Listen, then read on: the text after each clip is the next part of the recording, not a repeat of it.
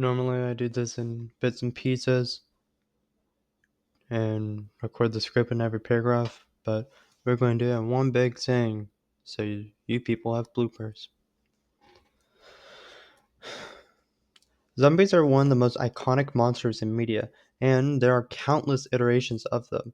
If you're curious about every type of zombie, check out this video where I go over that information, or visit the description after this video is over. But back on track. Zombies. More specifically, my zombies. Zombies I have in my book, Death Flyers. If you're confused about the... If you're confused about the... Wait, what? Um, if you're confused about what I'm talking about, then you are obviously new here. Death Flyers is a zombie apocalypse novel that I've been working on it for quite some time now. But if it's a book about zombies, then why is it called Death Flyers? Let's back up first. We need to know what caused the zombie apocalypse and the origin of the zombies. It's back in the year 2020, before COVID-19 happened. In our world, COVID started because someone ate some bat soup in China. Here, something worse happened. The zombie outbreak started. You'll find out in the last book of this trilogy what exactly happened to cause this. But it doesn't take long for all of Asia to be overrun by zombies.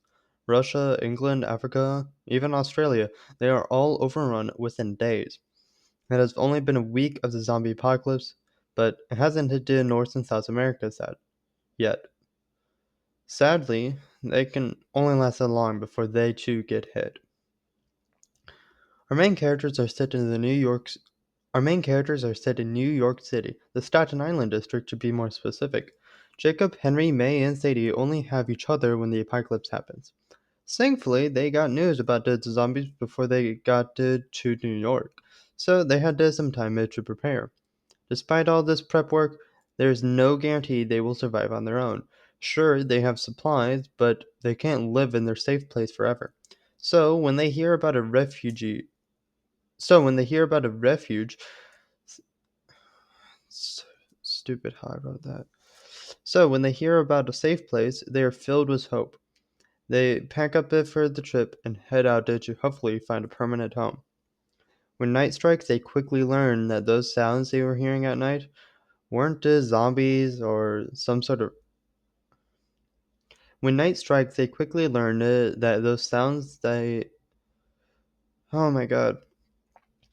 When night when night strikes, they quickly learn that those sounds they are. When night strikes, they quickly learn that those sounds they were hearing at their windows at night weren't some sort of rain or zombie noises. It was this new set of flies, a type of fly that turns you into these zombies. They managed to escape, but now they can't travel at night.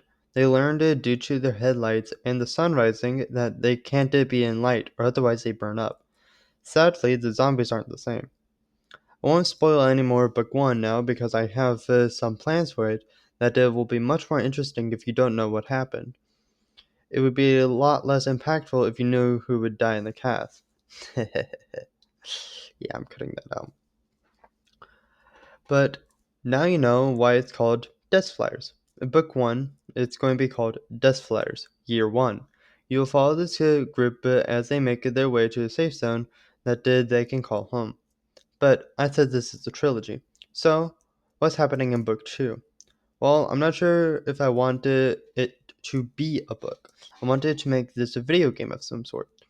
It would be interesting to make a game based on a book series and now have it expanded the story even further. Now, this isn't set in stone. I obviously have to get a team to make it, and this is years into the future, but it would be super cool to make this a game. But what is the second story going to be about? It has been about a year in the apocalypse, and someone in England wakes up from a coma, unaware of what is going on. The hospital he is in looks like a riot went through. Doors are hanging off their hinges, desks block entire hallways, nobody is around to explain anything. The main character has to break out a window and climb down 2 stories before he ever reaches ground level. He wanders through the city trying to figure out where everyone went. He does finally see people, but it's only dead ones. At least, that's what he thinks but then they start to move and attack. He fights back and kills one of them. And before you leave a comment saying this is just the opening to 28 Days Later, I made this opening before I ever knew that movie existed, so back off. This puts him in a frenzy, one of bloodlust. He kills zombies left and right. He goes into houses not to loot, but to see how many zombies he can kill. It's only when he finds someone alive in a house that he stops. He takes a moment to reflect on what he just did. He wants to leave in case he becomes like that again, but the person in the house refuses to let him go out. They spend the night together, and the person who was originally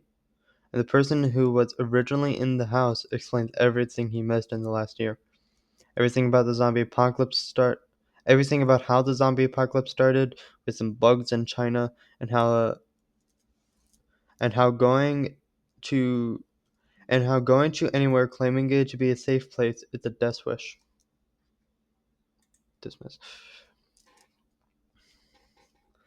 This is where I have stopped thinking about the book series, but I do not but I don't know Jesus Christ. This is where I have stopped thinking about this book series, but I don't know how I want it to end. I wanted to end it with oh my god. This is where I have stopped thinking about the book series, but I do know how I want it to end. I wanted to end it with the main character in this story meeting the main character in the first story. I'm not sure how, but I will make it work. Now, the last story. Death Flyers, The Last Year Alive. This one I wanted to be This one I wanted to make a movie. This way my series is a book, video game, and movie, and each one continues the story with the previous one left off. This one I haven't thought of as much, but I do know the general plotline. All the main characters from the previous two stories have met up, and this is where the movie takes place.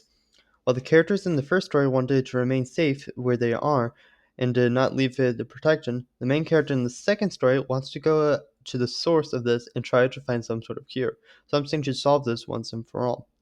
The group in the first story talks it over. Yeah. The group in the first story talks it over and realizes that the idea might be a suicide mission, but it's better than rotting away in their protection. So they all leave and head out to China to find a cure. And this is where my series kind of ends. I'm not sure what kind of challenges they will face when going to China, if they even make it to China, what happens when they do find a cure, and all that other stuff.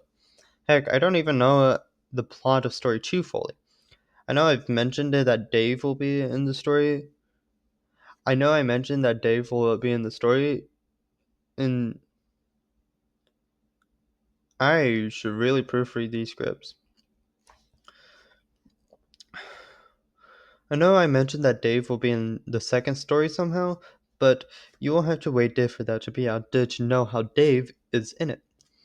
I think it will be very interesting how everything plays out, and I hope you stick along to find out with me. There are things I need to work on for this series, such as how they meet up. So if you wanted to help me, then leave your ideas in the comments. I read your comments all the time, even if they are old. I still read it. I read your comments all the time, even if they are old. I will still read them. And if you're curious about where this story will go, then you have to subscribe to find out. I will record that later if it works. Alright, now it's the end of the video. If you wanted to know more about my book series, Death Flyers, then get this video to 100 views, and I will announce what I have done so far. Otherwise, you'll have to wait until I upload it on my own time. Anyways, have a good one, and I'll see you in the next video. Peace. And for all of you watching bloopers, thank you for watching the bloopers. I hope it's entertaining. I fumble over my words a lot, so you can now see that. Anyways, thank you, bloopers. I hope that you have a good day, and until next time, take care.